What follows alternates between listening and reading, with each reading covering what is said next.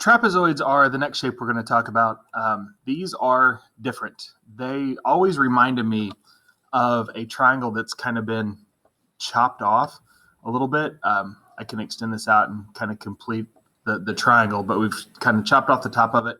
So what we're looking at, this is not a parallelogram, but there is the top and bottom, what are called the bases. There are two bases.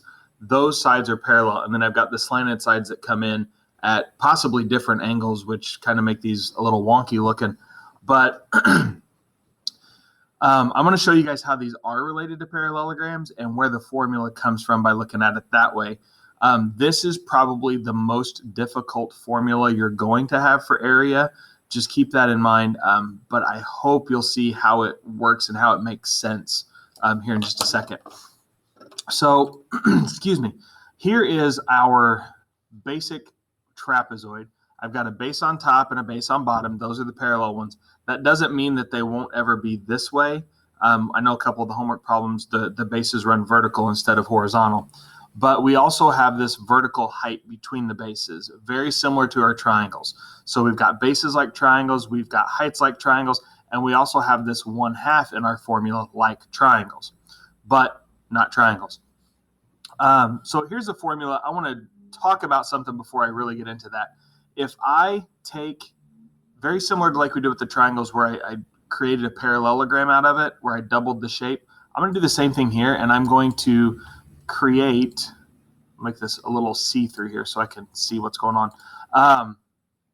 If I create a copy of the original trapezoid, and then I'm going to flip it over,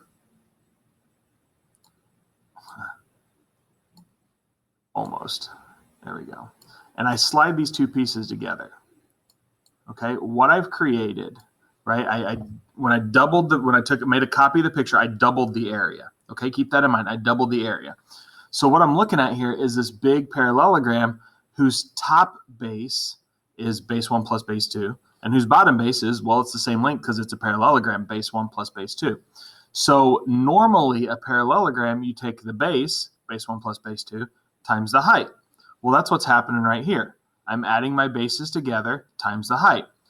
But the original figure was half as big. Okay, that's where the half comes in, very similar to how we have a half in the triangle formula.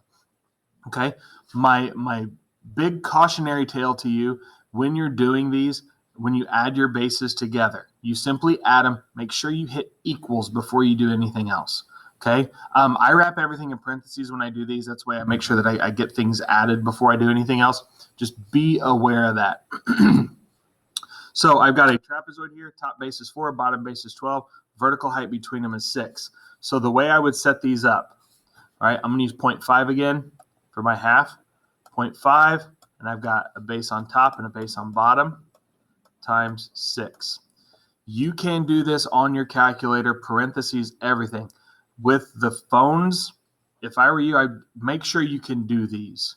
Okay, make sure your answers, if you work these out with me, make sure your answers match my answers. Otherwise, you're going to get every single one of them wrong on the homework. Calculators are kind of a little funky on the phones. So, got my trusty calculator here. Half of 4 times 12 times 6 is 48. And that is, of course, square centimeters. Okay. If you want, if you're having trouble trying to use a calculator on your phone, you can add together what's in the parentheses first. That's 16. And then take half of 16 times 6. Okay. That would be my suggestion to you if you're not getting these on your phone. Okay. Pretty straightforward setup and solution on these.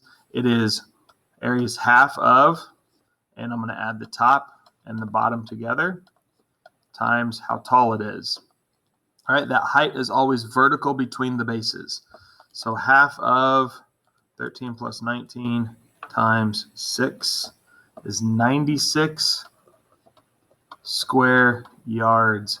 Watch your units. Make sure you're putting them in right on your form. Last one here, half of 8.6 plus 3.8 times 8. Okay, decimals happen. Half of 8.6 plus 3.8 times 8 49.6 square feet. Okay. I might have another example here. Nope, sure don't. It's really straightforward. Do the best you can.